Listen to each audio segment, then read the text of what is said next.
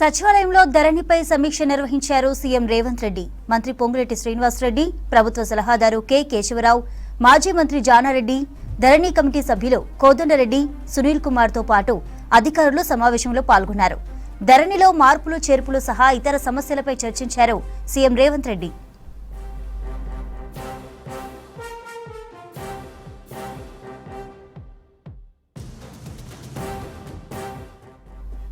సచివాలయంలో ధరణిపై సమీక్ష నిర్వహించారు సీఎం రేవంత్ రెడ్డి.